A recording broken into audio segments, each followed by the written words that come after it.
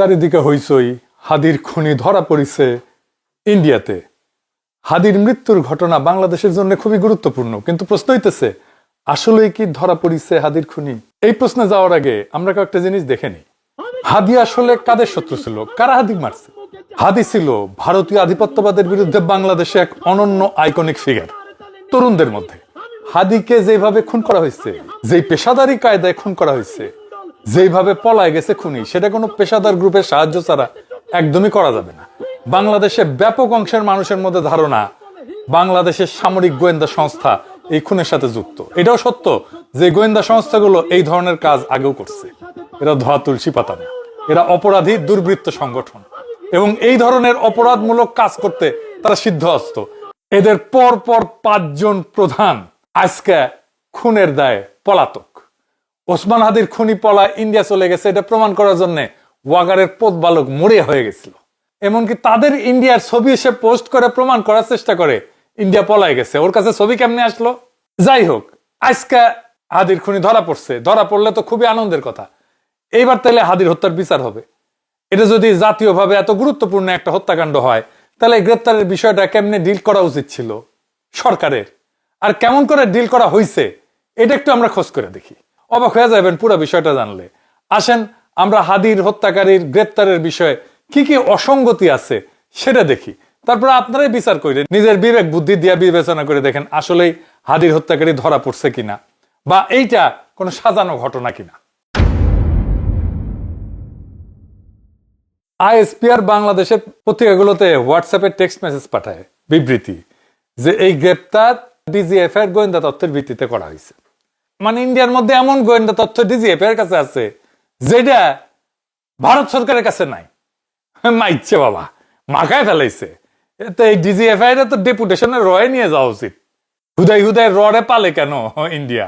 তা আইএসপিআর কে উদ্ধৃত করে প্রথম আলো নিউজ করে দেখেন, পরে এটা আবার এডিট করে আইএসপিআর এর কথা মুছে দেয়। এটাও দেখেন, পাশাপাশি দেখান এডিটর সাহেব, দেখেছেন কেন মুছে দেয়? আর কেনই বা আইএসপিআর এত আগ বাড়ায় কথা বলে? এটা তো একটা সিভিল ইস্যু, মিলিটারি ইস্যু তো না। কথা বলবে স্বরাষ্ট্র মন্ত্রণালয়, বিবৃতি দেবে পুলিশ, আর্মি না। আর্মি তো তারা ধরে নাই হাদির খুনিরে। প্রথম আলোর এডিট করার আগের আর পরের 2টা নিউজই দেখেন আপনি, এটার কি ব্যাখ্যা? ঢাকা টাইমসে একই কথা বলা হয়েছে যে ডিজিএফ এর তথ্যের ভিত্তিতে এই গ্রেপ্তার হয়েছে। চ্যানেল 24 বলতেছে ডিজিএফ এর ডিজি ইন্ডিয়া গিয়া চাপ দিছে তাই ধরিছে। দেখেন, ওরে আমার চাপ রে, তো চাপ দিলে যদি ইন্ডিয়া ধরে ফেরত পাঠায় দেয়, তো চাপ আগে দেওয়া হইলো না কেন? এই চাপ দেওয়ার জন্য কি ডিজিএফ এর চিফ ইন্ডিয়া গেছিল? আমাদের ভালছুন পাইছে। রাষ্ট্র কি এভাবে চলে? আমাদের ধুর পাইছেন। ডিজিএফ এর কাছে যদি সত্যি গোয়েন্দা তথ্য থাকে, তাহলে সেটা বাংলাদেশ পুলিশকে দেবে আগে, তাই তো? এটা তো নিয়ম, এটা তো আইন, এটা তো রীতি। পুলিশ তার চ্যানেলে ইন্ডিয়ার পুলিশকে পাঠাবে। এটা তো জেমস বন্ডের সিনেমা না যে গোয়েন্দা প্রধান যায় আর একটা দেশে যায় চাপ দেবে আর ওইখানে কাম হয়ে যাবে।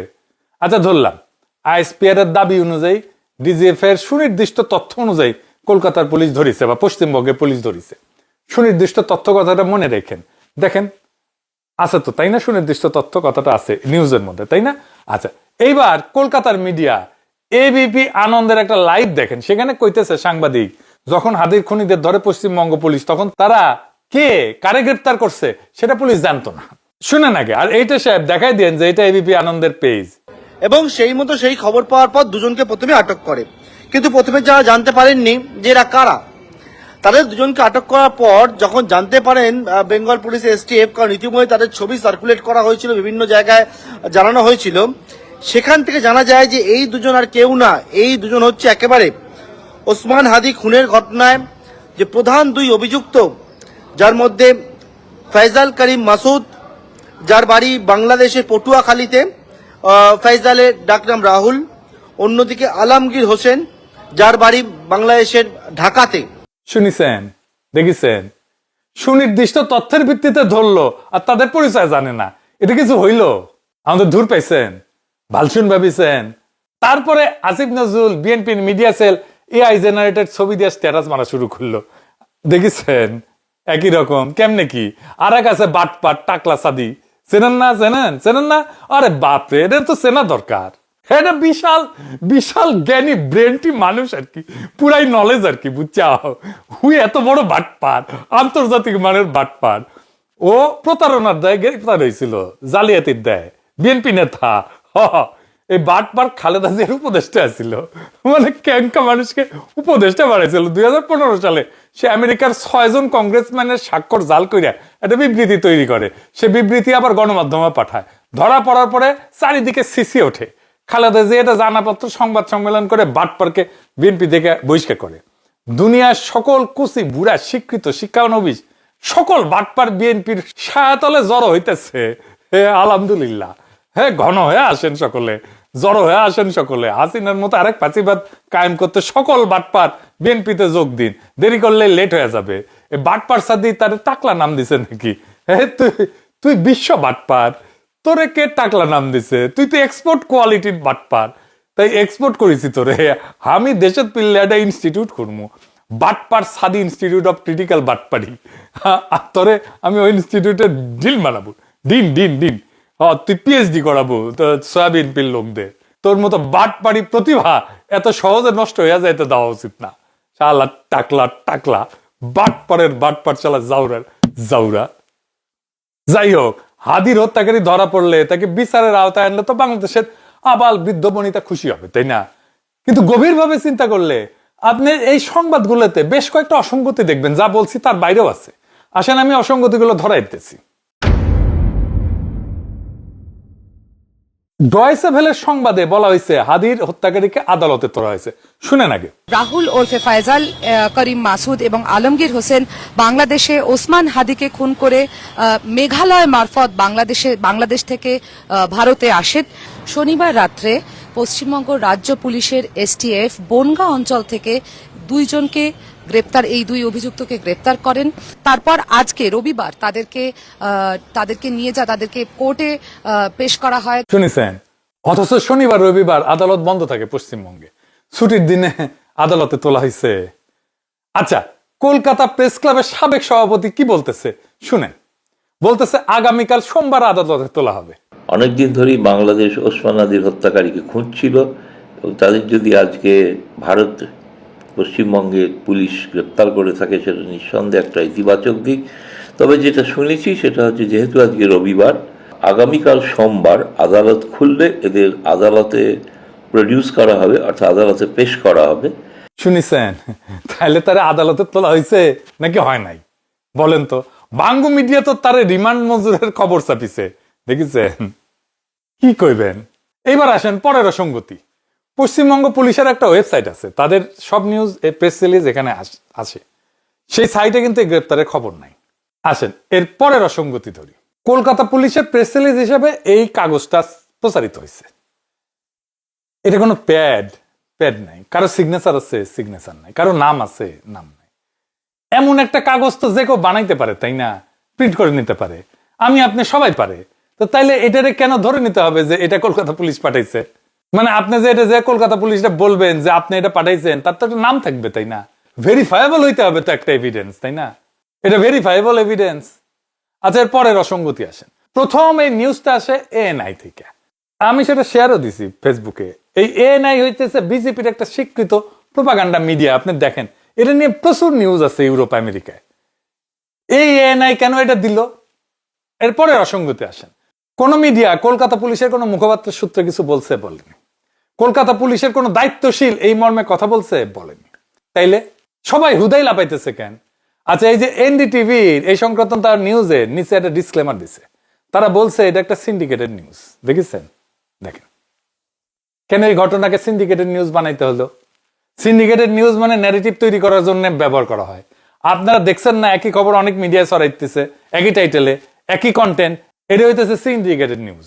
রাষ্ট্র যখন সত্য বলার বদলে গল্প বানায়, তখন অসঙ্গতি হয়ে যায় সবচেয়ে বড় প্রমাণ। এটা মানে বুঝলেন না? আচ্ছা শোনেন, ধরেন একটা ঘটনা যদি সত্যি হয়, তখন সাধারণত তথ্যগুলো পরস্পরের সাথে মিলে যায়। যখন একটা গল্প বানানো হয়, তখন সে গল্প ধরে রাখতে গিয়ে অনেক জায়গায় ফাঁক তৈরি হয়ে যায়। সে ফাঁকগুলোকেই আমি অসঙ্গতি বলছি। আমি অসঙ্গতিগুলো দেখা দিলাম। সত্যিকারের ঘটনার বৈশিষ্ট্য হইতেছে, যদি ঘটনা সত্যি হয় তাহলে সাধারণত দেখা যায় বিভিন্ন সূত্রের তথ্য প্রায় একই থাকে, টাইমলাইন পরিষ্কার থাকে, সরকারি বিবৃতি, পুলিশ, মিডিয়া সব জায়গায় একই কথা থাকে। ডকুমেন্ট বলেন, প্রেস রিলিজ বলেন, আদালত বলেন, সবকিছু স্বাভাবিক নিয়মে হয়। অর্থাৎ ঘটনার ভিতরে স্বাভাবিক একটা ধারাবাহিকতা আছে।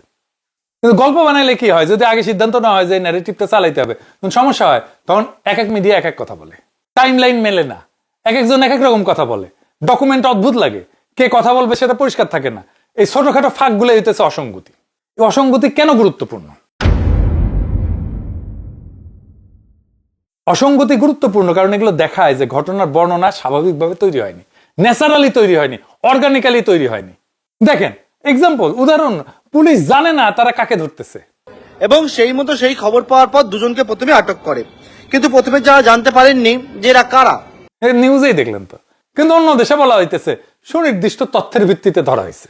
দুইটা একসাথে তো সত্য হইতে পারে না, এখানে অসঙ্গতি। যে কোনো তদন্তে এই পদ্ধতি কিন্তু ব্যবহার করে, পুলিশ ব্যবহার করে, ক্রিমিনাল ইনভেস্টিগেটররাও এটা ব্যবহার করে। তদন্তকারী প্রথমে খোঁজে টাইম লাইন কোথায় ভাঙছে, কার বক্তব্য বদলাইছে, কোন তথ্য অন্য তথ্যের সাথে মেলে না। এই অসঙ্গতিগুলো ধরে ধরে ধরে ধরে সত্য বের করা হয়। তাই কোন পক্ষ যদি সত্য না বলে একটা গল্প তৈরি করে, তাহলে সেই গল্পের মধ্যে অনেক জায়গায় ফাঁক থাকবে, কথা মিলবে না। আর সেই না মেলা জায়গাগুলাই মানুষকে বুঝতে সাহায্য করে যে ঘটনার ভিতরে কিছু গোপন করা আছে। এরপর আর একটা ইন্টারেস্টিং জিনিস বলি, ডিজিএফ এর সুনির্দিষ্ট তথ্যের ভিত্তিতে যদি ধরা হয়ে থাকে, তাইলে দেখেন ডয়েচে ভেলে বলতেছে তারা বাংলাদেশে ঢোকার প্রস্তুতি নিচ্ছিল। শোনেন আগে। তারা চেয়েছিলেন এই বনগা থেকে আবার সীমান্ত পার হয়ে বাংলাদেশে ফিরে যেতে। সেই সময় খবর পেয়ে তাদের একটা অভিযান চালানো হয় এবং শেষ পর্যন্ত তারা গ্রেপ্তার হয়। শুনিছেন, ধরেন সাধারণ স্বাভাবিক কাণ্ডজ্ঞান এখানে প্রয়োগ করেন। স্বাভাবিক কাণ্ডজ্ঞান কি বলে? বাংলাদেশি পুলিশ তো ঠাসি খেয়ে আমাদের বর্ডারের মধ্যে বসে থাকবে, ও নিজে নিজে বর্ডার পার হলে ক্যাক করে ধরবে, এটাই তো সহজ। এখন তো নানা আন্তঃরাষ্ট্রীয় প্রোটোকলের মধ্যে দিয়ে যাইতে হবে। কেন বাংলাদেশে ঢোকার পরে ধরলো না? সে যদি বাংলাদেশে ঢুকবে প্রস্তুতি নিয়ে থাকে, তাহলে সে ঢুকুক আস্তে আস্তে, আমরা ধরি, কোনো গ্যাঞ্জাম নাই। কলকাতার মধ্যে কেন ধরতে হবে? ইন্ডিয়ার মধ্যে কেন ধরতে হবে? তবে কলকাতা প্রেস ক্লাবের সভাপতি কথা একটা হিন্ট আছে, সে বলতেছে এটা দুই দেশের সম্পর্কে উন্নয়ন হবে। শোনেন। আজকে প্রথম ধরা পড়ে একটা বড় সাফল্য আমি বলবো, এবং নিঃসন্দেহে এটা ভারত বাংলাদেশের সম্পর্কের ক্ষেত্রে একটা গুরুত্বপূর্ণ ভূমিকা পালন করবে। তার মানে এই ধরার গল্পটার মধ্যে একটা এজেন্ডা আছে, থাকতেই পারে দুই দেশের সম্পর্ক উন্নয়নের একটা চেষ্টা। তাই এত নাটক। একটা জিনিস ভালো হয়েছে যে ফয়সালকে বের করতেই হবে, তারা গ্রেপ্তার দেখাইতেই হবে। কিন্তু এই প্রশ্ন রেখেই গেলাম, কেন এত অসঙ্গতি তার গ্রেপ্তারের? তারপর তো ওরা জিজ্ঞাসাবাদ করা হবে। এই জায়গাটাই প্রশ্ন, স্বচ্ছতার সাথে সেই জিজ্ঞাসাবাদ যেন শেষ হয়। একটা নিরপেক্ষ কমিশনের সামনে জিজ্ঞাসাবাদ করতে হবে, কারণ গোয়েন্দা সংস্থার সংশ্লিষ্টতার সন্দেহ যখন সমাজে আছে, অনেকে যখন বিশ্বাস করে, এটা মনে করে, অনুমান করে, এই জিজ্ঞাসাবাদকে ট্রান্সপারেন্ট বা স্বচ্ছ করতেই হবে। যদি সত্যিই খুনি ধরা পড়ে থাকে, তাহলে সত্য বের হওয়া উচিত। কিন্তু যদি এই গ্রেপ্তার একটা রাজনৈতিক ন্যারেটিভ বা গল্প তৈরির অংশ হয়, তাহলে সেটাও একদিন প্রকাশ পাবে। প্রশ্ন শুধু একটাই, সত্য কি বের হবে? আমাদের সত্য জানতে হবে, কেন হাদিকে খুন করা হয়েছিল, কে হাদিকে খুন করছিল। এই সত্য বের না করা পর্যন্ত আমরা শান্ত হব না। ইনকিলাব জিন্দাবাদ।